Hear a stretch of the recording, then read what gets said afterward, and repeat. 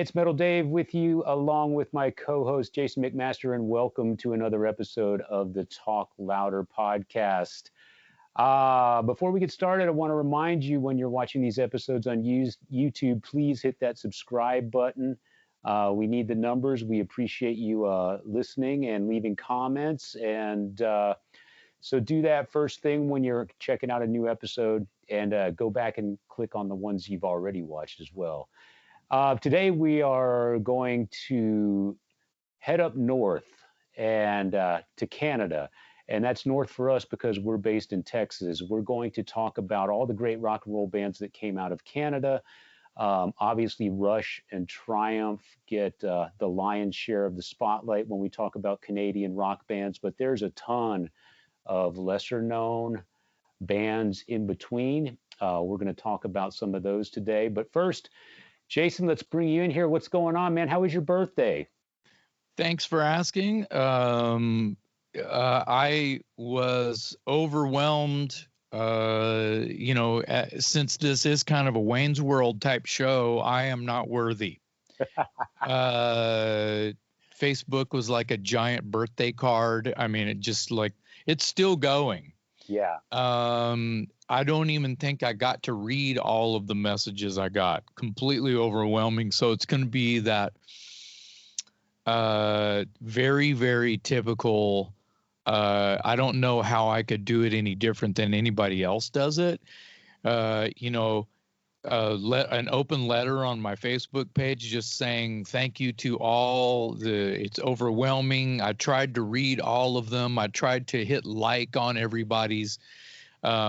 Yada yada yada. So according to Facebook, my birthday was badass because it was a river of love. Yeah, I posted something on my page, and you got more likes on my page than a cute video of my son gets. So,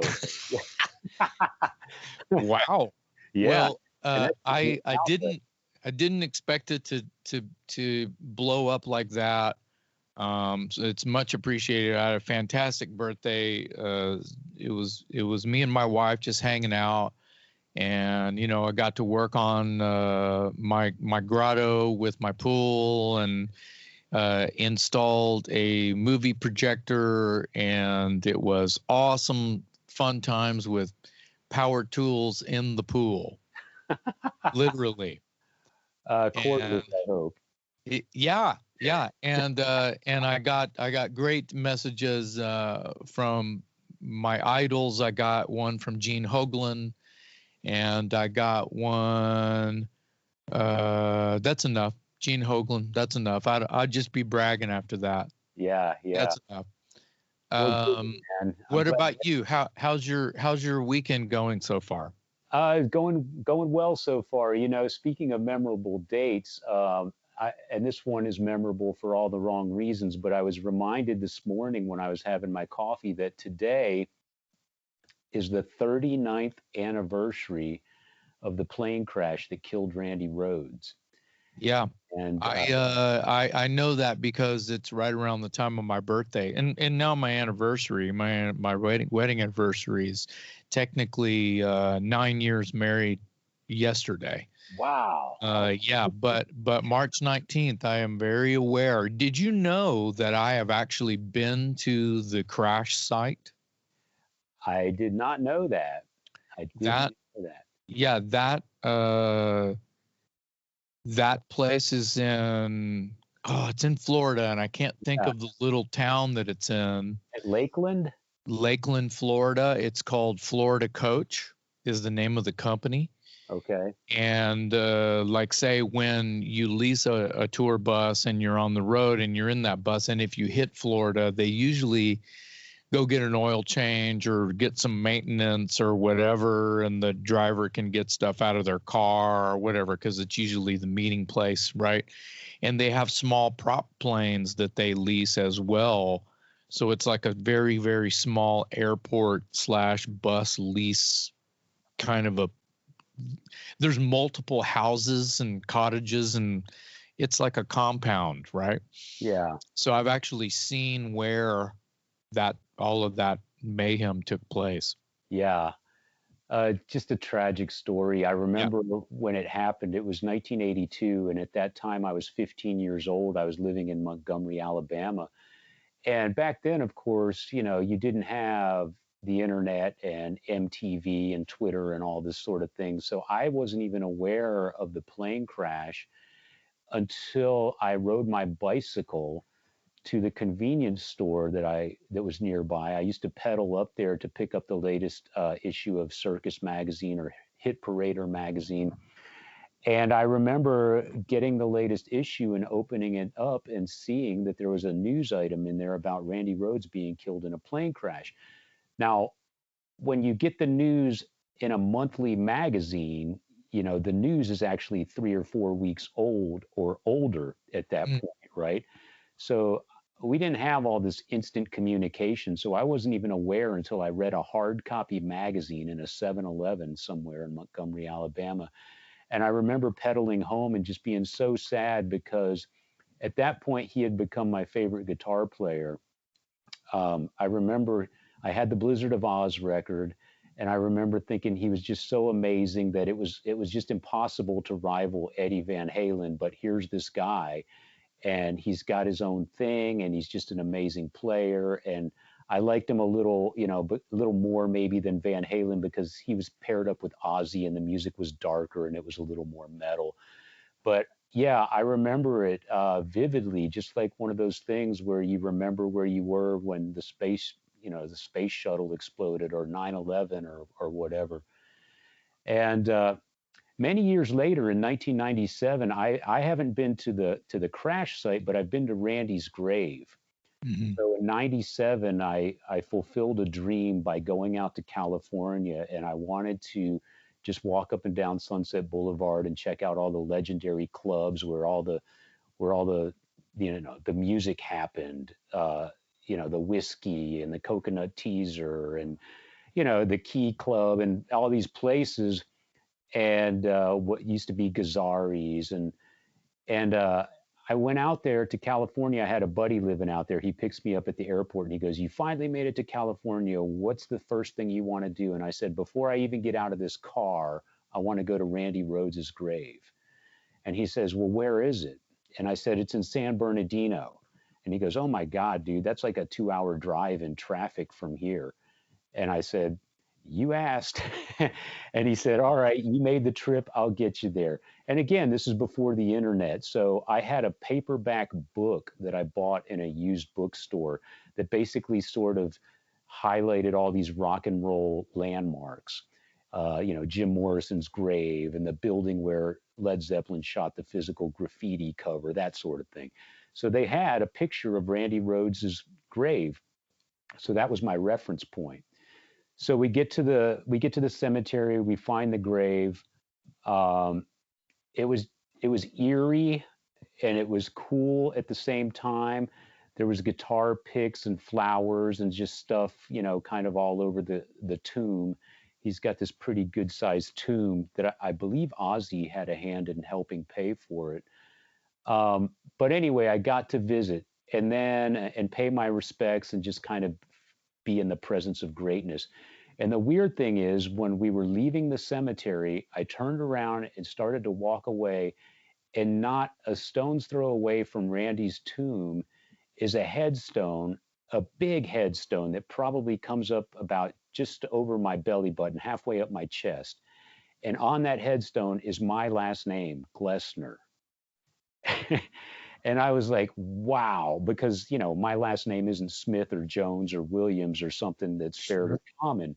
So it struck me as, again, very eerie, but also very cool to know that my last name is within walking distance of Randy Rhoads's grave. So anyway, a sad day in rock and roll history. It'd be interesting to see what he was doing today if he was still around. But Yeah, a lot of us like remember where they were when they heard that.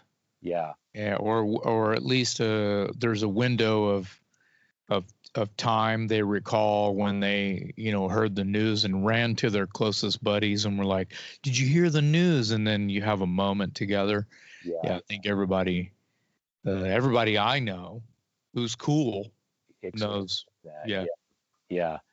sad day in rock and roll history. But Randy Rhoads, of course, the music will live forever. So we have that. So anyway, let's move into our main topic for this episode.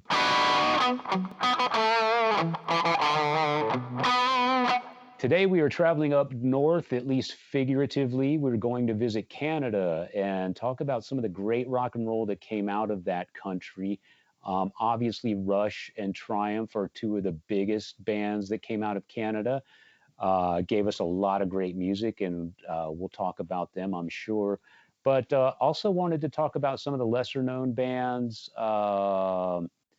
And the fact that they somehow managed to gain a foothold in Texas, which I found to be really interesting, considering that South Central Texas is about as far away from Canada as you can possibly get. And again, this is all during the age before the internet. So you had to listen to your local radio station, and the fact that they were playing bands from Canada was a pretty interesting revelation. But anyway, we'll start with you, Jason. Talk about some of your favorite Canadian bands. I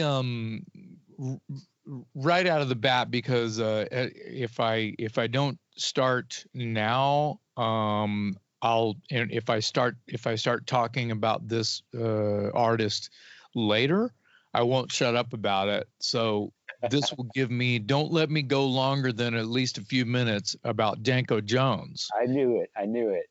I have to start with Danko just because. I mean, I'm a huge Rush fan, but that's only the beginning of it. There's a friend of mine who's just I'm not close with this person, who sent me. They live in Alison Murray lives in Edinburgh, Scotland, and had seen Danko a decade or more ago, and Broken Teeth became she became a fan of Broken Teeth, my band Broken Teeth, and all, obviously loves the same kind of stuff that is influenced, Broken Teeth and AC/DC, Motorhead, Old Priest, da da da da da, and sends me burned CDs of Danko Jones, and I think it was like the first three records, which are these sort of garage rock, almost punk kind of low budget, lo-fi sort of recordings.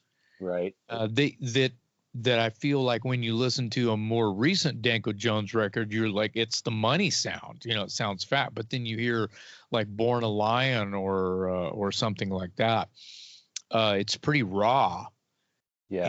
And but the songs are it's still Danko Jones. He still has this incredible attitude in his rock, and it's blues based rock. It has a metal attitude, but it also has this sort of like below the belt buckle kind of raunchy, dirty style that's very AC/DC, tonally, maybe Kiss influenced lyrics. Lyrics are very Paul Stanley, Gene Simmons-esque. Yeah. The tone, the riffs, and just the way the band plays, it would rival like sort of a Kiss meets Motorhead meets Thin Lizzy meets like Black Flag meets like UFO or something. Yeah. He doesn't do ballads. There's no ballads, though. Have you noticed that about Danko Jones? I noticed that. Yeah.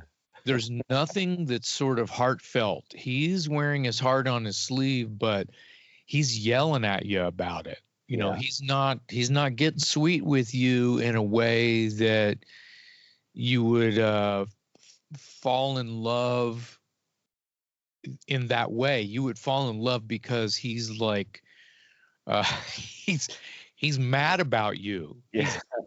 He's mad about you. That's the way he would say he's falling in love. He's mad about you. He's crazy for you, and he's jumping up and down, and he's rocking your socks off. Yeah. I could go on, and like I said, I could go on and on and on, but this guy is a champion. And in my book, and I still say this, I haven't said it aloud in a long time, I really think that he saved rock and roll, especially in an underground way, in an underground attitude. Um, he's not the only band I feel like that is on the rampage, and by way of waving the flag, saving this kind of rock and roll music. Yeah. I think that we've talked about Buck Cherry, and when Buck Cherry came out, even though it's not really the same, around the same time, I think that, after the grunge era was king, other than Guns N' Roses and Metallica and Soundgarden with, writing hit after hit after hit, Down from the Upside, whatever that record was just huge. You think about that era of what was happening. Yeah. Alice in Chains becoming a household name and da da da da. It was still rock and roll. It still had all these great things about it. But as far as like something like a Junkyard or even a Dangerous Toys, it was inspiring me to write more of a kick-ass Broken Teeth song, Yeah. and Broken Teeth sort of came about around 99, which is around that time that this stuff was starting to, like, man, we need more of this. Where is the kick-ass AC/DC and Kiss vibe of rock and roll? Where is it? Well, I found Danko Jones thanks to my friend Allison, who sent me burnt CDs, which I quickly fell in love with and went to the store and I was like, give me everything Danko. Give me all the Danko you got. Yeah. And I guess still to this day, my favorite Danko is We Sweat Blood. That's what I was going to ask you. Yeah, pretty much every song on We Sweat Blood is like, that's like, the Destroyer. That's the Danko Destroyer is We Sweat Blood. Yeah. I could talk about Canadian bands for another hour myself. It's your turn, Dave. Please speak. Now, I knew you were going to bring up Danko Jones, and rightfully so. He's kind of under the radar here in America, but man, what a kick-ass rock and roll band. And like you said, came along at a time when we were desperately needing a band that had influences like the Sex Pistols, AC/DC, Motorhead, Thin Lizzy, early Kiss, because that stuff just wasn't happening. And yeah, he came along and sort of filled that void, and he's still doing it today. He's a great live band. So if you're not aware, go, as Jason said, go find everything Danko. So related to Danko is the T-shirt you're wearing. I know it doesn't say Danko Jones, but Danko is the reason that shirt exists. You can talk about that shirt for a bit. So yeah, I'll take your lead there. This shirt, of course, is a Broken Teeth T-shirt. Your band and our producer Jared. The T-shirt, the artwork was done by Away, who is the drummer for Canadian band Voivod. So it all kind of ties together here. And I believe, if I'm not mistaken, your connection to Danko helped make this T-shirt happen. Like Away was willing to do the artwork for the T-shirt because Danko is a mutual friend or something to that effect. I saw a Danko Jones patch, like a sew-on patch for your jacket, for your battle jacket, right? Yeah. And the logo, it was no font, but I knew who drew that logo as soon as I saw it, and it was Away. Yeah. I want to say his name is like Michael, but it spells like Michelle. Yeah, it is. And he and Danko were close, and I asked Danko about the patch, and I'm like, "That's Away," and he's like, "Yeah, of course it's Away." And I was like, how did you get that? And he's like, oh man, buddies, da da da da. And I'm like, oh man. He's like, I can hook you up. And I'm like, oh dude. So it was an email thread after Danko sent me Away's email, and so there was a thread between me and Away, and I almost don't even want to say, because like I feel like he gave me a bro deal. I feel like it was very cheap. Yeah. Well, And it was it was pretty much the first thing that he sent me was what there is on your chest. And yeah. it's exactly how I described. I said, I want here's our logo currently. Just turn this into you, right? Make this your version of this logo.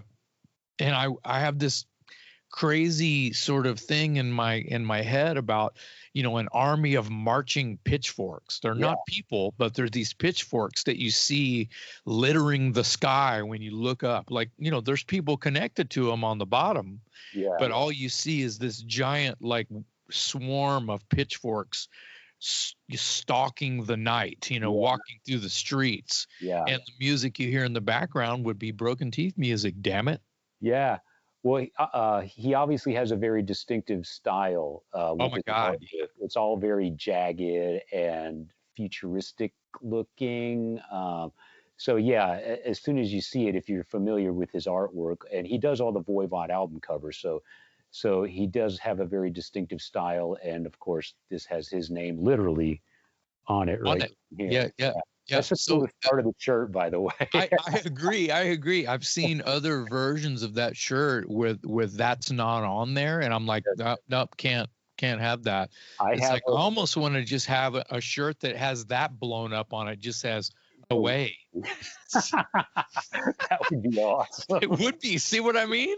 Yeah. But Well, but yeah, here's the deal. I do want to give some more credit. Away, has done other art for other bands, and I don't believe them all to be Canadian bands. But he did. Do you remember Dave Grohl's metal project called Probot? yeah, that's him That too. album, that's Yep, Away, yep, and yep, that's one of my favorites. yeah, because he plays on that album as well. Oh Uh, yeah. yeah. So, the T-shirt brought up Away, and Danko Jones brought up Voivod in a way. So I might as well just go ahead because I've got them on my list. Let's talk about Voivod. Because you Uh, have to. obviously, obviously one of the great Canadian bands, one of the cool thrash metal proggy kind of bands, highly influenced by Pink Floyd and Rush and that sort of thing, but very metallic. And I remember, I'll be honest, the first album I bought by Voivod was the Roar record, and I love it. I bought it purely for the fact that I turned it over and the guys in the band looked so cool, man. I mean, they just looked metal. The guitars looked like weapons. They looked like broken shards of glass. They had the spiked arm bands. Uh, Blackie, the bass player, had half of his head shaved. I mean, they just looked fierce. So I was like, I got to buy this. I'll be honest, I brought it home and I was like, oh my God, I can't even listen to this. The production was terrible. You sometimes talk about that Venom and how you kind of didn't like it when they actually learned to play their instruments. And I'm not saying that Voivod didn't know how to play their instruments on their early stuff, but when the musicianship paired up with the production on later records, for me anyway, I know a lot of people like Killing Technology, a lot of people like Dimension Hatros, which is where I started to get the vibe that okay, this is something they're moving in the right direction. But the span of albums from Nothing Face through The Outer Limits Yeah. maybe is probably my favorite stretch of albums by them. What And about I want to jump in. What about Nothing Face? I love Nothing Face. Yeah. Yeah, Nothing That's Face. I feel like when they started to like sort of like lean into the light, for Yeah, lack of a better term, they leaned into the light a little bit. It wasn't so in the shadows and we have to be apocalyptic all the time the way that we sound. And even with the yeah, production sounding like a razor blade on your earlobe, your eardrum, sorry. That's kind of what they were sort of about. I feel like Piggy, the original guitar player, is no longer with us, really helped define the tone of the band. And he had his own version of chords, if not yeah. tuning as well. And he made those guitars. So here's a little anecdote. My old band Watchtower opened one show for Voivod Celtic Frost in '86. Nice. And it's like, oh my God, I'm standing next to Piggy and he's holding one of his guitars and I'm going, holy crap, where did you get that guitar? And he understands English, but he didn't speak it very well. They're French Canadian, by the way. So their first language is French. Right. So he says, I make. Yeah. I make. And I say, you damn right you make. Yeah. No, those You guitars. make me want to destroy. Those Make. guitars were just wicked looking. I mean, Oh yeah. I don't even know how to describe them except to say they look like weapons or shards of broken glass. They were really cool looking. And yeah, I remember I bought the Roar record. I didn't like it. And then I kind of gave up on them. And then I went over to my buddy Al's house one day and he had Dimension Hatros. And he said, have you heard the new Voivod record? And I thought to myself, why would I want to hear another Voivod record? That first one, that one that I bought was just horrible. I couldn't even listen to it. And he goes, dude, you got to give this one a chance. So he puts it on the turntable. And I was like, oh my God, dude, how is this even the same band? It was almost Yeah. leaps and bounds. You're probably going to get, well, I wouldn't call it hate mail, but you might get some guff over saying Roar was unlistenable. When I listen to Roar, I'm going, this is a genesis of something. Yeah. This is starting an entire movement right here. The way this sounds is what even now some ears prefer to hear that razor. What did I say? Razor blade on the eardrum. They like that brash, right. crushing sound. And then by where you're sort of reintroduced, Dave, I feel like it's more of a money sound. The tones are warmer, still loud and crazy as all hell. Right. But yeah, and War and Pain still in the realm of Roar, but I liked War and Pain a little bit better than Roar. Yeah. And I think that still Killing Technology is sort of the beginnings of sort of the new Voivod. Yeah. And also, by the way, want to jump to the end here and like sort of, I hope I'm not messing you up too bad. No. Jason Newsted played in Voivod. Correct. Yeah, I sure did. 2 albums, I believe. Maybe. Yeah. Yeah. A little later on in their career, yeah. But and to be fair, I have to say I can go back and listen to Roar today and have a better appreciation for it. At the time that it came out, my ears weren't yet in tune with things like Slayer and Voivod and that sort of thing. I was still tuned into, metal to me was still Iron Maiden and Judas Priest. So it was a very abrasive sound to begin with. And then you throw in the low budget production and everything. Today, I can go back and listen to it and appreciate it more than I did at the time. But I'm still going to go with that stretch of albums from, I'll go as far back as Dimension and then to Outer Limits. That consecutive stretch of albums is pretty great. And I have to say, I think, depending on the day you ask me, it's my favorite is either Nothing Face or Angel Rat, which is one that kind of got overlooked.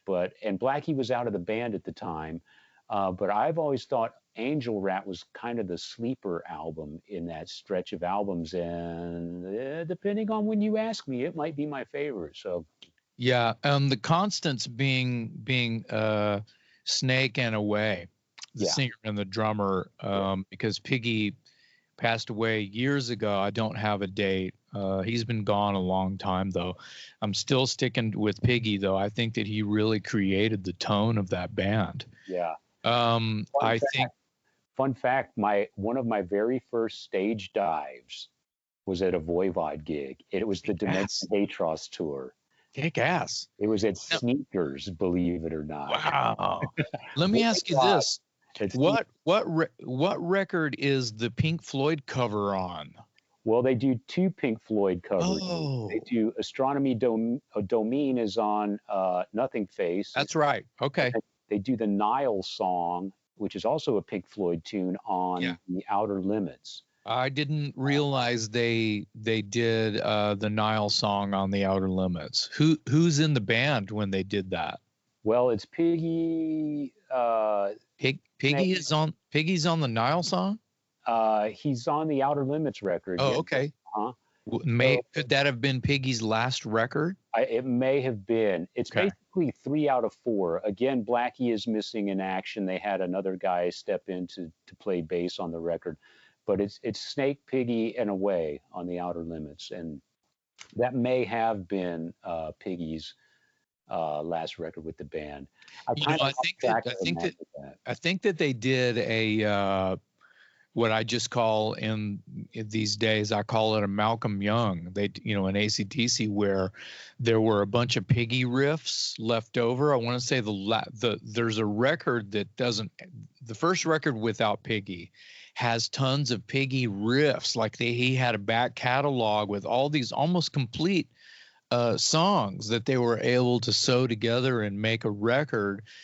I don't know if it was, you know, 10 songs or the full, you know, full 10 songs or not, but of songs that featured Piggy's writing and his actual riffs, which I think is badass. Yeah, you're right. There was a record that was basically put together with a lot of pieces that he left behind, and it was sort of a tribute to him. Excellent.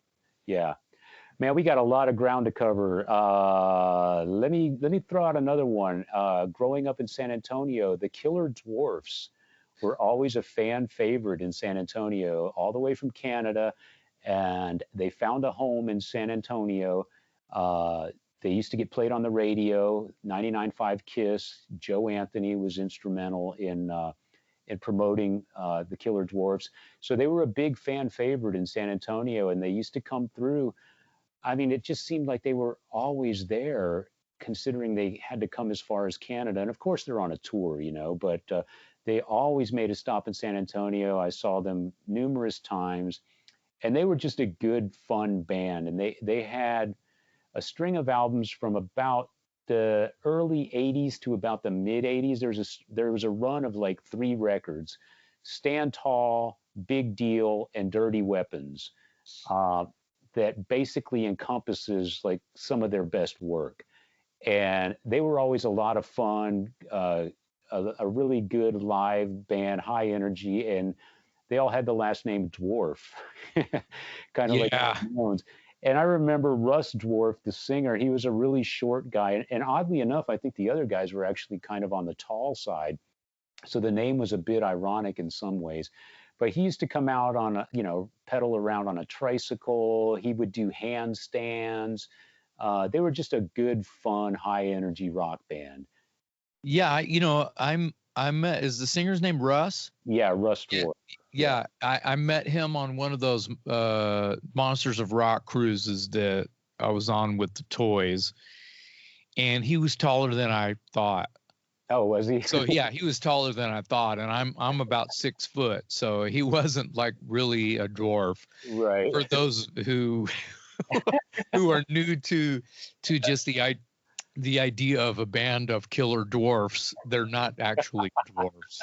So Well, they were really good. If people aren't familiar with them, I'd recommend those albums that I just mentioned: Stand Tall, uh, Big Deal, and Dirty Weapons. Dirty Weapons Yeah, was yeah. great. I think Dirty Weapons is unfortunately the only record by them that I have, and I remember hearing Dirty Weapons, seeing it on MTV, hearing it on the radio, a little bit in certain markets, but didn't really get much notoriety outside of San Antonio, Texas. Yeah, I don't know that they got much notoriety anywhere else in America. You know, possibly New York and L.A. You know, the Yeah. big cities, but San Antonio was just loved them. They totally embraced them. And I did an interview one time with either Lou Roney, who was a legendary DJ in San Antonio, who was Joe Anthony's partner. Those two are almost responsible for bringing so much music from overseas and elsewhere to San Antonio. When these bands couldn't get an audience anywhere else in the world, they were rock stars in San Antonio already. So I did an interview with either Lou Roney or Tom Shepke, who was another well-known DJ in San Antonio. And I think they were telling me that there was a time in the late 70s, early 80s when the record labels started realizing that there's a sweet spot in San Antonio, Texas for Canadian bands they would send the records and they would actually get played. And they thought, wow, they're actually playing the records in San Antonio. These bands are getting noticed in San Antonio. We're going to send them everything Canadian that we possibly can. And that may be the reason that there was such a strong foothold for Canadian bands in San Antonio, because the list is just endless and we won't get to them all today. But Killer Dwarfs certainly. It could have been that was a good segue, no matter how you slice it. It must have been a booking agent or something that Lou might have been talking about that was, able to just make phone calls to the PR departments for said record labels from this band and that band to, hey, there's a station in San Antonio that's guaranteed airplay. I know they're going to play your stuff, da da da da. These DJs, they like good. They don't just play anything. They listen to it. If they like it, they spin it, they play it, they say it, kind of a thing, which was the creed back then. And we're talking late 70s, early 80s. Right. And then listeners would call in and request it, demand it. So they were building a grassroots effort in San Antonio, and Canadian bands just they just did really well in San Antonio during, like you said, during that time in the late 70s and moving on throughout the 80s. One of those late 70s bands that really took off in San Antonio was Moxie. Definitely. I want to jump into what everything Moxie here. There's a lot of things that we've already sort of talked about on Talk Louder, that have to do with Canadian bands, and some of these things we may have mentioned before.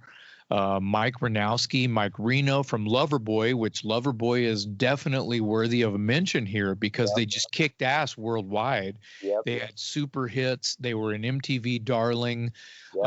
Their songs are kick ass. There's definitely some topical Velveeta on Loverboy, but I'm okay with that because the guitar tones, I love the drummer. They were just a kick ass rock and roll band. Super groovy. They had great production, and they were heavy hitters to me. I would put them in there with like Foreigner.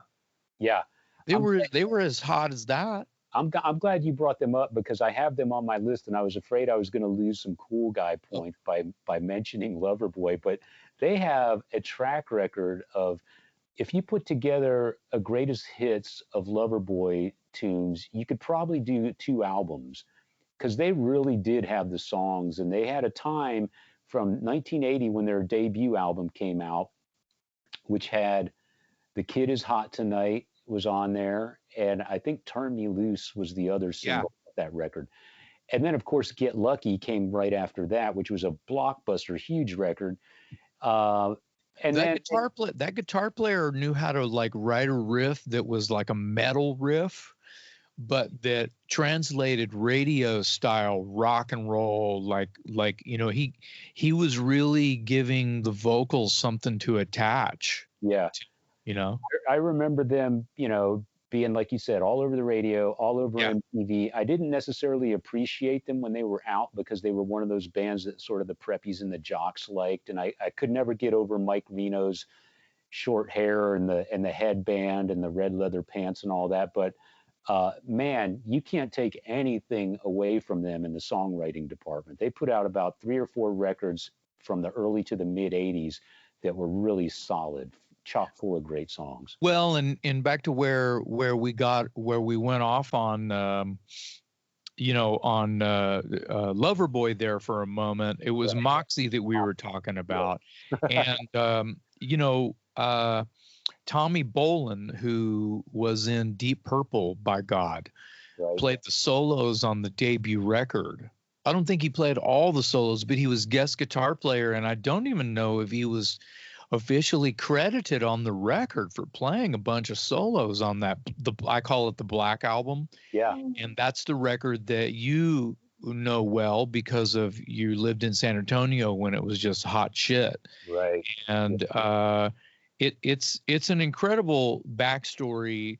That record reminds me of like a really dry Led Zeppelin record, because Buzz, the singer, reminded me a lot of like a Robert Plant. He had a lot of style. He had a lot of swagger. Moxie toured with AC/DC, I think the first run of AC/DC shows in America in the mid 70s. And later on, when Bond passed away, Buzz was one of the first people that AC/DC contacted to see if he was interested. And of course, he declined. And then Buzz later on passed away. And that's where Mike Ranowski comes in, later known as Mike Reno, because after his short stint, I think one album Mike did with Moxie, his second album, I believe. I don't know.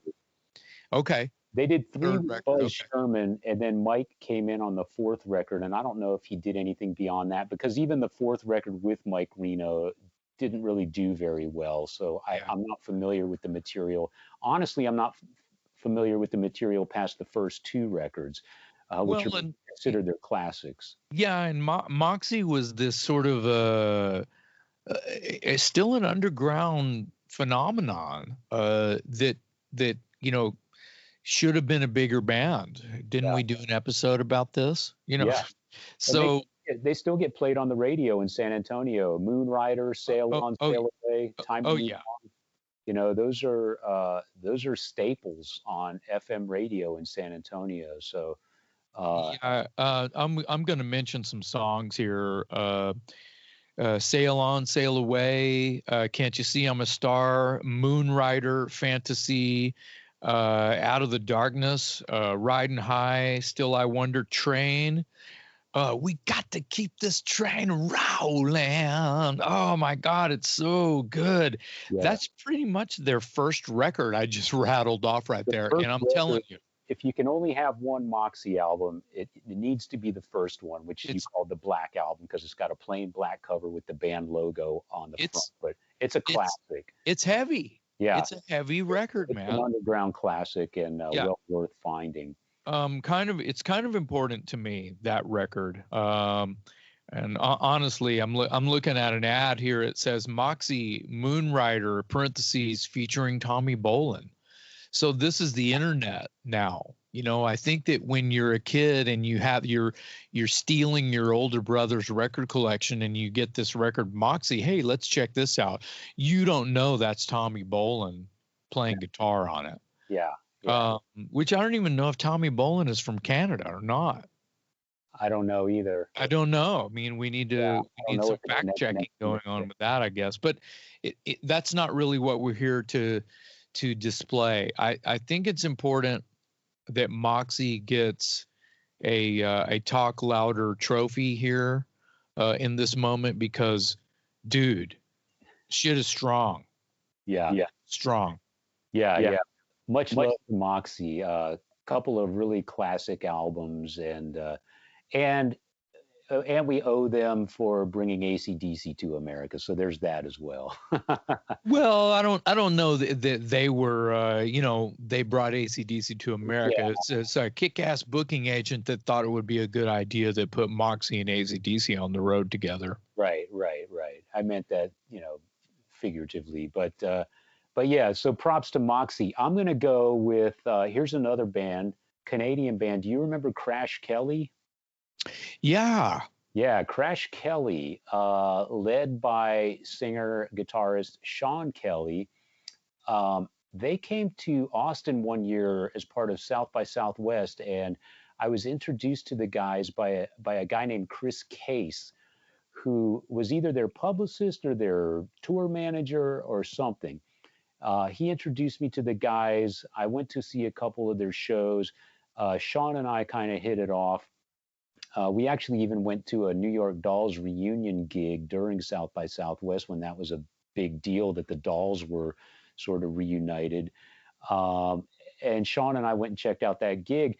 But they had a handful of records in the early 2000s that were really good. And my favorite is probably one that came out in 2006 called Electric Satisfaction. And it was produced by Gilby Clarke, and the influences are pretty obvious, and they do it really well. It just sounds a lot like Cheap Trick, Thin Lizzy, Old Kiss, Alice Cooper. I mean, it's that 70s vibe, and they do it really well. And Sean is a pretty prolific songwriter and musician. He's gone on to work with, here we go with some more Canadian bands, Coney Hatch, Helix, and he currently plays for Nelly Furtado, the pop Right. star. Yeah. Um, but anyway, I'm going with Crash Kelly. I think they deserve some props. If you've never heard of them, look them up. And if you only buy one record, I'd say go with Electric Satisfaction. It's a really good homage to 70s hard rock. I want to jump in here and tag you on Coney Hatch. Ah, Max Norman produced a Coney Hatch record, and I want to say that James Labrie from Dream Theater was actually in Coney Hatch for a second. wow. I don't have any fact check going on with that, but I do think that James Labrie, famous from Dream Theater, was in Coney Hatch for a hot second. Yeah, A I'm not later sure. version, maybe. Yeah, Yeah. the band has sort of, the name has lived on for decades in one form or another. And like I said, I mean, Sean Kelly was part of it. He obviously wasn't part of the original band. Uh, but yeah, the only thing I know about Coney Hatch is also they used to come tour through San Antonio as an opening act. And Joe Anthony used to play a song called Devil's Deck that I remember. But other than that, they are pretty obscure outside of Canada. But yeah, another band worth mentioning, Coney Hatch and Helix. I mean, Helix made some waves here in the United States, and we did an episode earlier where I couldn't think of the first single that was getting played on the radio in San Antonio, and I confused the title with, and you corrected me. I was citing an Urge Overkill title, and I knew it was wrong, but I couldn't get any closer. What was it? The song is called "You're a Woman Now." Oh, okay. Okay. 1979 is when Wow. it was released, and Joe Anthony, again in San Antonio, was playing that song, and I think that was San Antonio's introduction to Helix, and may have been America's introduction to Helix for all I know. But of course, then they signed to a major, and they had some pretty big hits a few records later. Heavy Metal Love, Gimme an R, Deep Cuts the Knife. I always liked that singer. I thought Brian Vollmer was a pretty good ballsy rock and roll singer. Oh yeah, he's rowdy. He's like he reminds me of Sammy Hagar a little bit. He reminds me of Jesse James Dupree and Sammy. Okay. Yeah, Yeah. yeah, sort of the same vibe. Yeah, Yeah, he's a little wily like Sammy and Jesse. yeah, I agree. He's kind of unhinged in some places in the right metal content. yeah. Yeah. Speaking of Sammy Hagar, I almost forgot one of my little trivia bits I was going to throw out when we were speaking about Loverboy just a minute ago. Did you know that Mike Reno sings backup vocals on that Sammy Hagar song, Remember the Heroes? I don't know the song "Remember the Heroes," but It was I it was on Three Lock Box, and it was a big hit. And that album, of course, was a blockbuster.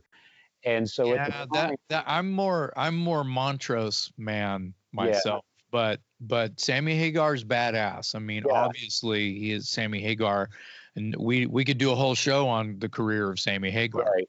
But the Three Lock Box record came out in like 1982, and it was a huge hit. And so at the time, Sammy was big on the radio, and of course, at the same time, Loverboy was huge on the radio.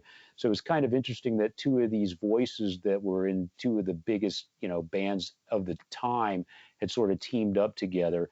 And Remember the Heroes was one of my favorite songs off that. It's one of my favorites out of Sammy's catalog. And I remember getting played a lot on the radio in San Antonio. I'm sure a lot of people have heard of it, but Yeah, that doesn't surprise me. I can actually hear those guys' voices together. I bet that gelled very, very well. yeah. I bet they toured together. Before you jump in on another one, I want to talk about Lee Aaron. What do Wow. you know about What do you know about Lee Aaron? Is she The on your metal list? queen, the Yeah. metal queen. Yes, was just speaking about Sean Kelly from Crash Kelly. He's also worked with Lee Aaron. Yes. I don't know a lot of Lee's material, but I do remember she was one of the first female heavy metal, like unashamedly heavy metal women, uh, to lead a band and to sort of be the front and center focal point. Yes. I always admired her for that because she was playing basically in a boys league, if you will, and she kicked ass. Yeah. So there was Lee Aaron in Canada and Betsy Bitch in Los Angeles. Yeah, And then a few years later, I think Doro and Warlock in yeah, Germany.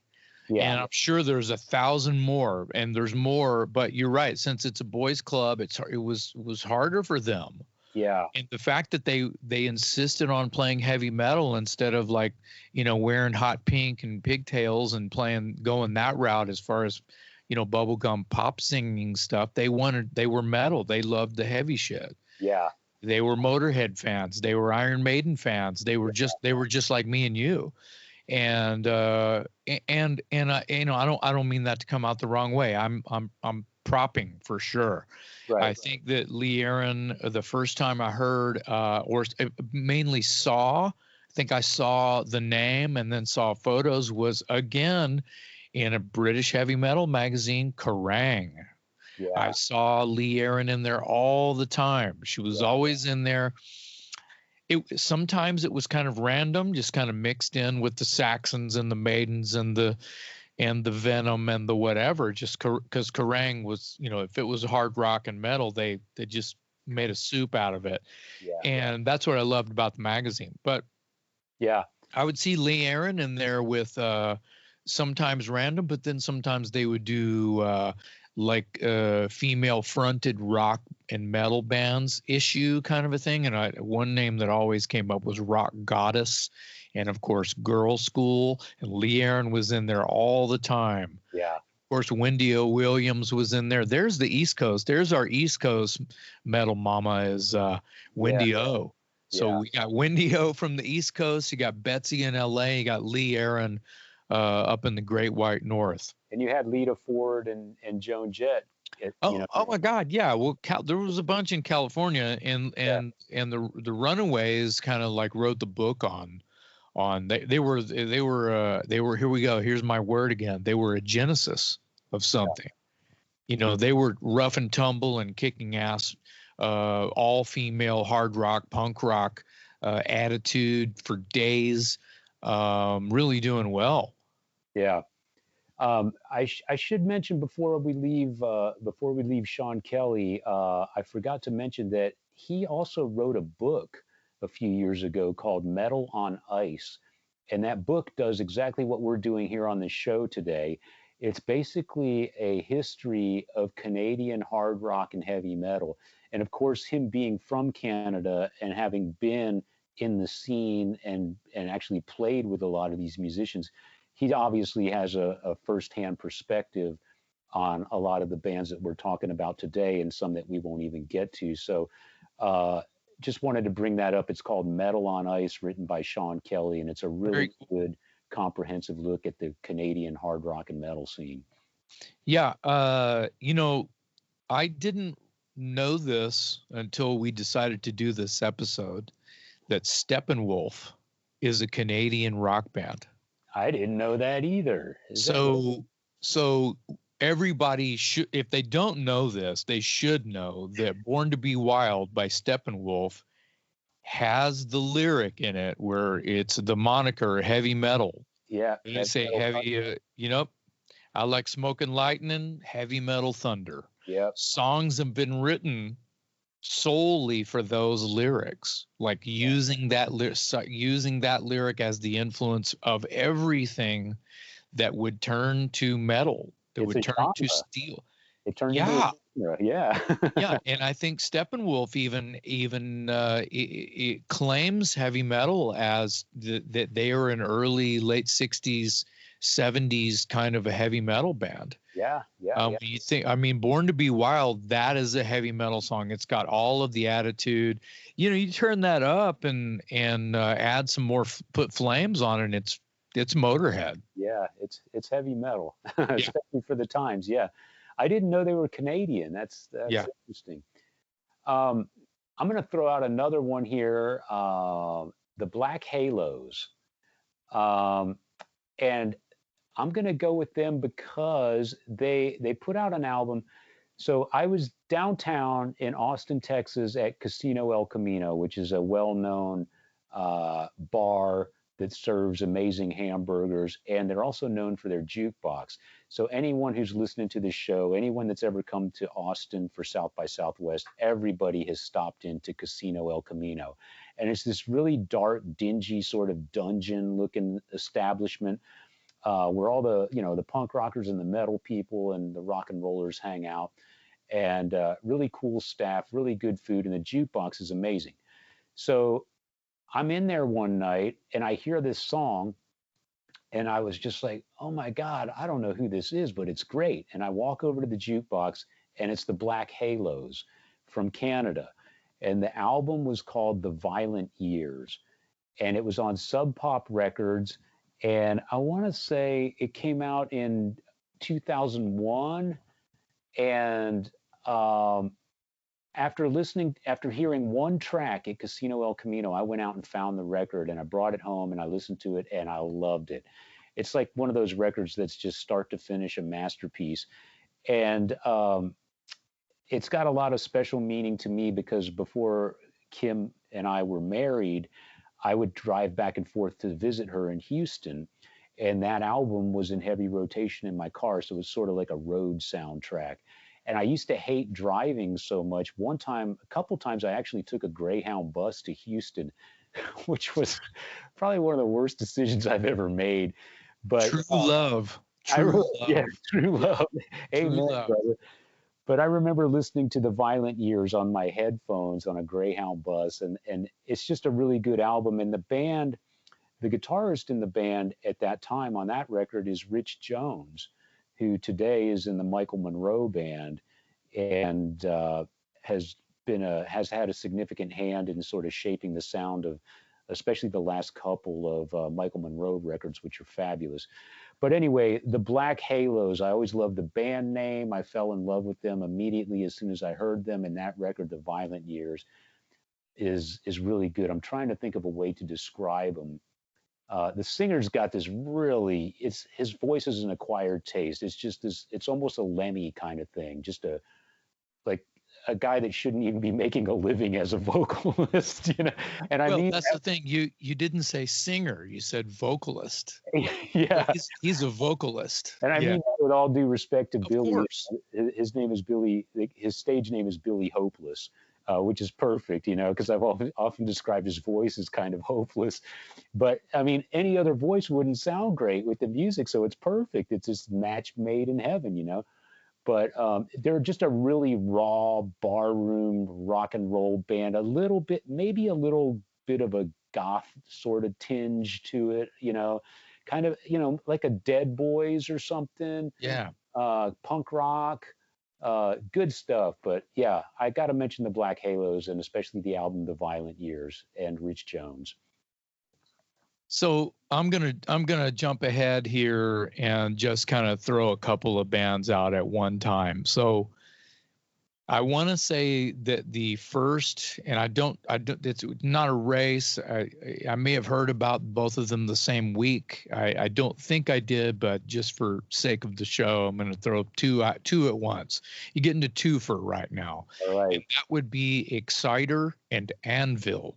I was Okay. going to mention Exciter, but go ahead. So Exciter, I saw Exciter on their earliest tours. The first time they would have ever made it to Texas. Played a show with them. The first Heavy Metal Maniac, Violence and Force, and I think Long Live the Loud are probably as far as I got. And I love those records. They are super fun, especially the first two that I mentioned. And some of it's kind of thrash. They had a singing drummer Who was amazing. yeah, and he Dan Beeler. That's correct. And Dan would, dugga while he's, doing his best impression of like Rob Halford. Yeah. I mean, let's talk about the elephant in the room. Where did they get the name of their band from? Judas Priest. Yeah. Right. So I absolutely love Exciter. I could almost say the same thing about Anvil in the same breath, that their earlier records are more of like a rock and roll and leaning into a heavy metal attitude. They had an album called Hard and Heavy. There's more that I'm just kind of forgetting. I apologize. I'm not prepared on my Anvil discography at the moment. But I want to say that the records, and then I kind of still live in this bubble of they are metal on metal and Forged in Fire. Those two records are like the Bible of Anvil, and they are very heavy metal. The titles alone are very heavy metal. So like I said, some of their earlier material, like Lips, the guitar player, it's obviously not his real name, it's a nickname. Lips would wear the bondage gear, the choker with the chains, and he wouldn't have a shirt on and leather pants, and he'd make funny faces, and he always sounded like an angry Ted Nugent when his guitar solos were very Chuck Berry but on speed, which is kind of what Ted Nugent is. And I want to say that Lips even played Fender stacks and not Marshall stacks. Well, that's a Ted Nugent thing. Wow. Okay. Yeah, it's weird. Yeah. But anyway, he would play like slide guitar with a dildo. Yeah, I remember. Yeah.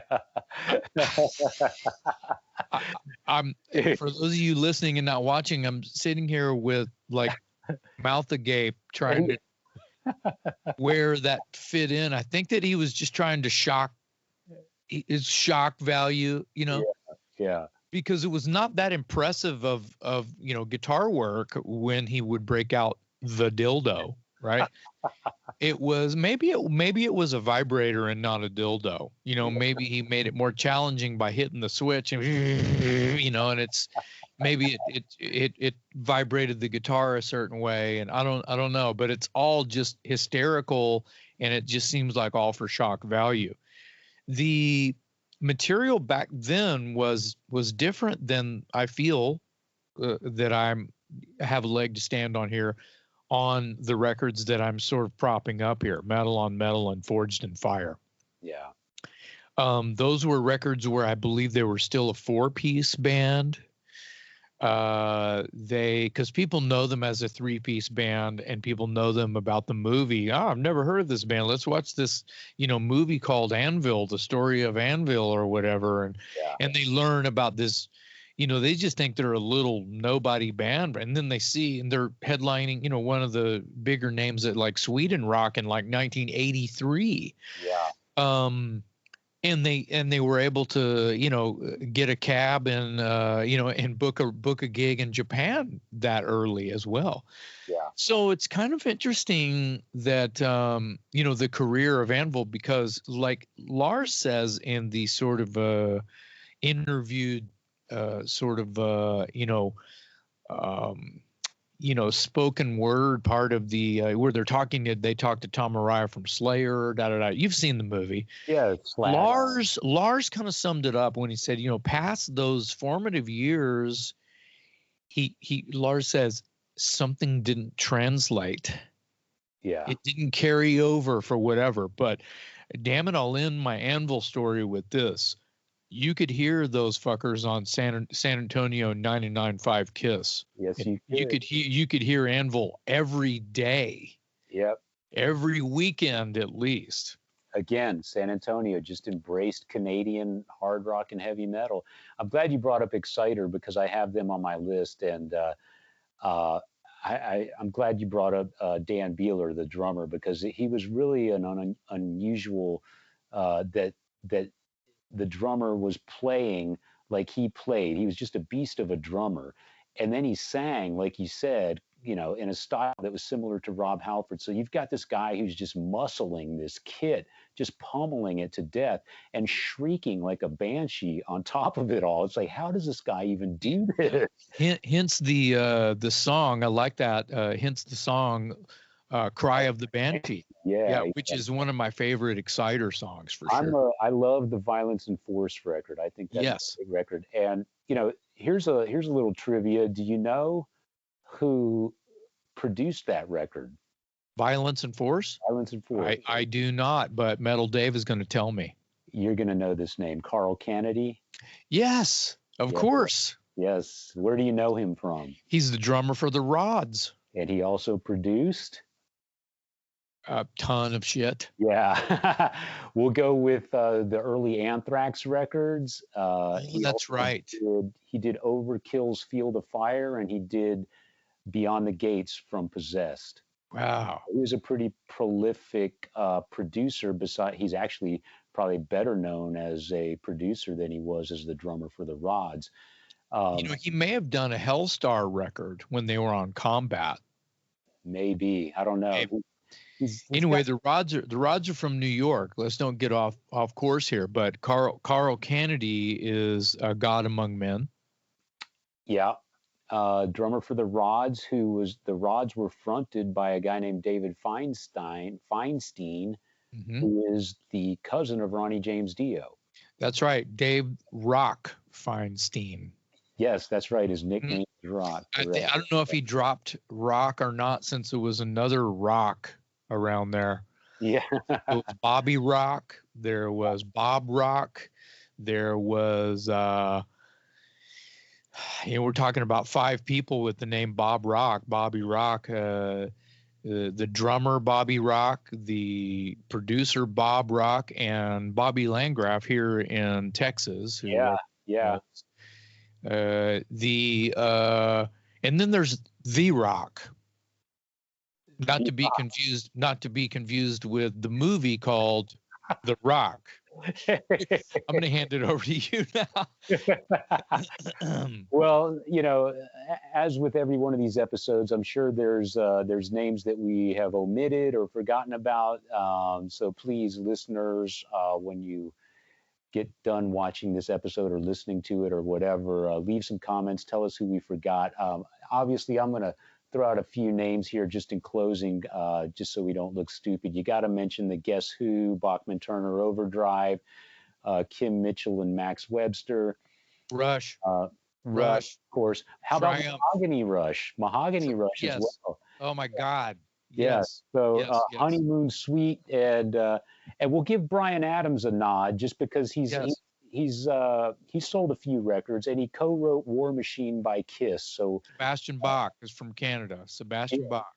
Yeah. Sebastian Bach from Canada, correct? Yeah. Yeah. There are so many that we're not able to include in this episode. We might have to do Canada Part 2. Canada Part 2.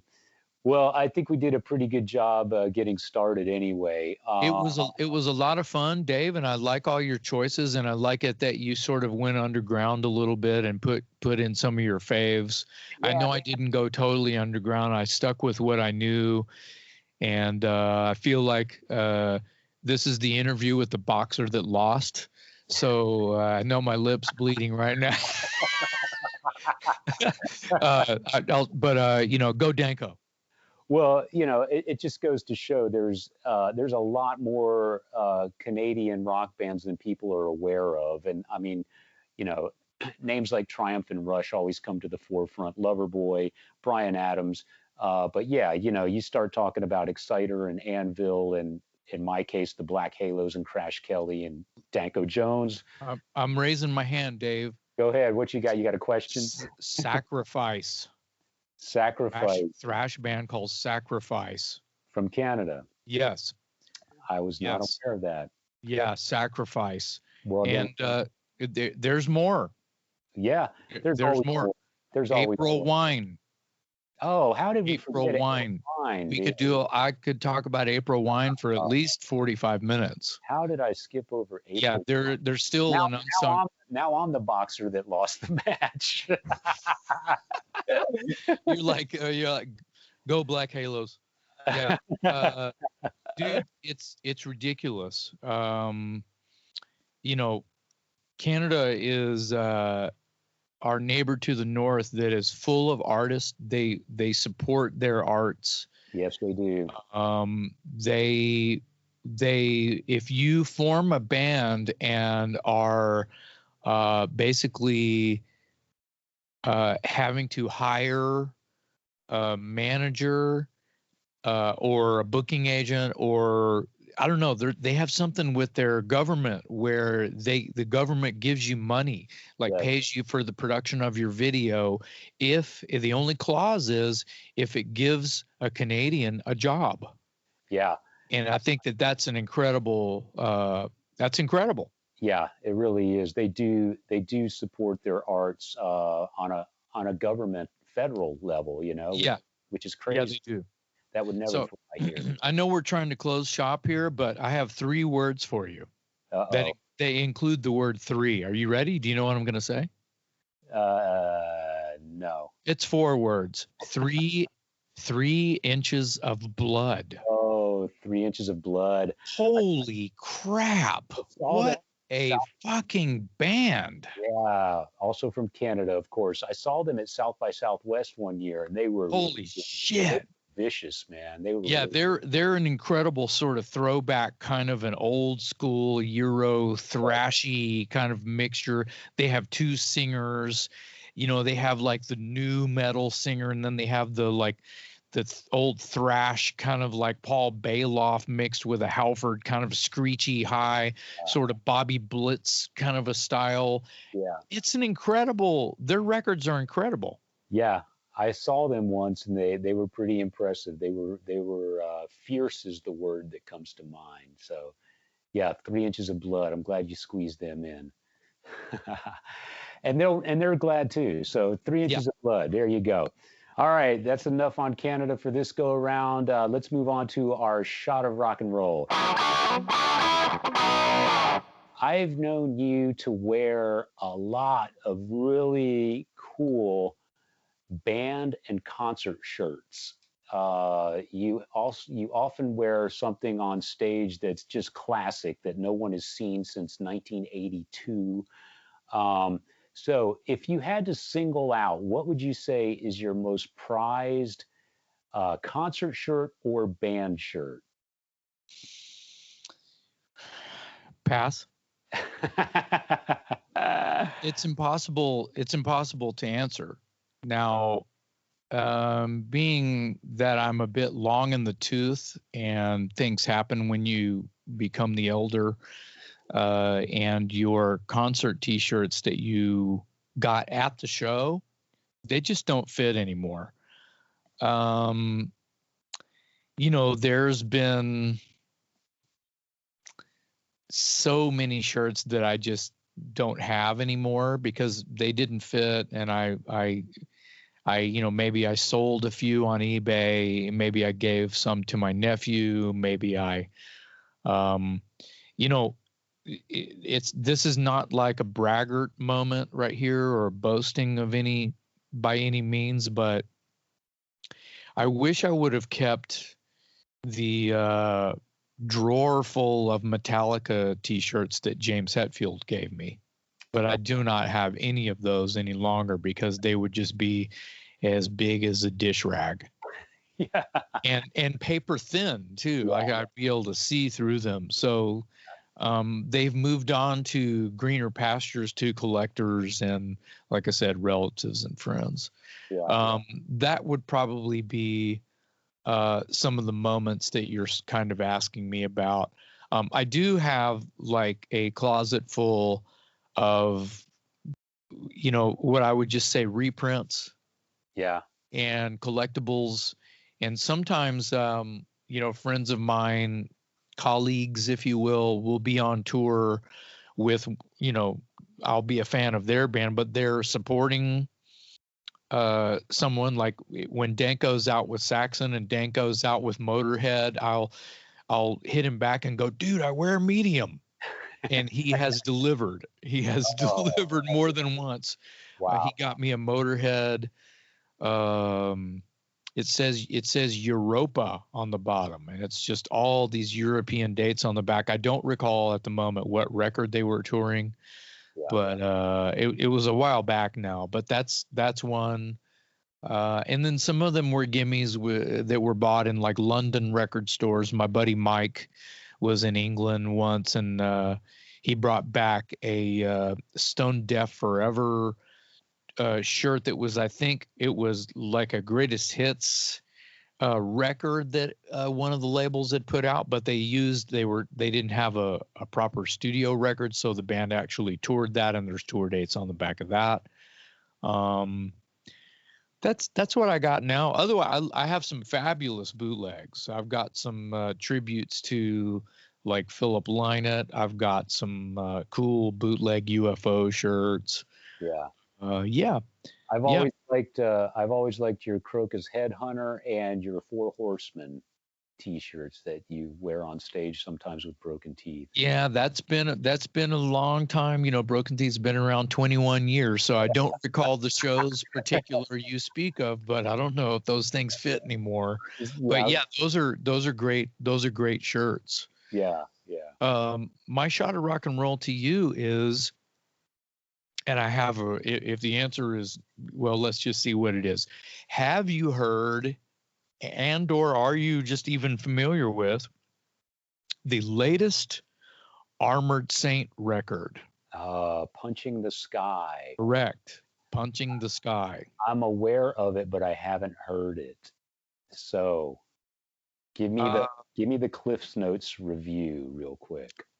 I'm late in the game, and a lot of people close to me know that I am infatuated with Armored Saint. Yes. To say the least. Yep.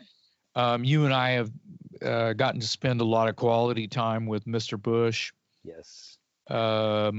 Mainly his Anthrax moments. Yes. But I know him from Armored Saint, and this record is an excellent. This came out during the pandemic. This Punching the Sky. Yeah. And this thing charted. This thing was on fave lists, top to bottom, underground to, all of the internet DJs, as I call them, satellite stations and stuff like that. This got a lot of airplay. They made a bunch of promo clips because it was lockdown, so they made a lot of videos for this. I can't, much like many Armored Saint records, I cannot tell you, I don't have a favorite song. Yeah. I just don't. But they've always been like a well-rounded rock band with heavy metal tinge. Yeah. And great production, incredible players, and they are the original lineup as close as they can be. Jeff Duncan has been with them since Dave Pritchard passed away, and he was a friend of theirs. I want to say Armored Saint is from the Pasadena area, and is they are legend for being a California rock / metal band. Their first EP being on Metal Blade, and prior to that, they had a song. I don't know. I'm going to get it wrong if I guess, so I'm just not going to embarrass myself. They were on one of the Metal Blade Metal Massacre records. Yeah. So, yeah. It might have been Lesson Well Learned. I'm going with that. A lesson well learned. That sounds possible. Yeah. Maybe Heavy Metal Massacre 2, possibly 1. No. But nice to see that they're still putting out records. And like you say, it's basically the classic lineup minus Dave Pritchard, of course. But Duncan has been in the fold for years and years and years. So a band that's been around as long as they have, still putting out great records that are being praised, and doing so with the core group is pretty impressive. And dude, I mean, can you ever go wrong with John Bush? I mean, what a singer. So don't get me started. I'll have to don't even get me started on Bush, because it's incredible. He's the one that actually sent me this copy, because like I said, I'm guilty. I'm a little late in the game on this record. Yeah. But to add to what you were saying, to me, Armored Saint is like, um, even though I feel like they did, take a little bit of time off when John was busy with Anthrax, they are like Saxon or something to me. They're Yeah. like this legendary band. They've sort of even fit with the new wave of British heavy metal, such as Saxon is a genesis of that kind of a thing, and an Iron Maiden, if you will, but a Def Leppard, if you will, but Armored Saint closer to going in, still living sort of an underground credibility on top of having marginal hits Yeah. now and then. Yeah. Anyway, all of they have credibility. They are Definitely the nicest guys in the world. They true. are the strongest writers and players. Yeah. Yeah. They put on a fantastic high energy rock show. Yeah. They know how to do it. They are holding up extremely well. They look fantastic. Yeah. Yeah. Armored Saint punching the sky. If you're late like me, give it a chance. Yeah. And hopefully, somewhere in the not too distant future, maybe they'll be able to tour that record because it would be great to see them live again. Because, yeah, catalog of great songs and a new album to boot. So props to Armored Saint. Um, Man, I think that's going to do it for this episode. It was nice visiting Canada with you, man. I love it. Take off. It's a beauty Yeah, way to go. we're Yeah. gonna, we're gonna The take off, eh? the Bob Yeah, and Doug McKenzie with Geddy yeah, Lee. yeah, with Geddy Lee, Yeah, and the Max Webster song Battle Scar with Geddy Lee too. yeah, yeah. Yeah. Well, yeah, we're gonna. On that note, we're gonna take off, eh? Yeah, take off, eh? You don't be a hoser. Yeah. All right, Metal Dave here, along with my co-host Jason McMaster, thanking you for watching another episode of the Talk Louder podcast. Again, hit that subscribe button, leave your comments on our pages. We love hearing from you, and we'll catch up with you on the next episode. Thanks for listening.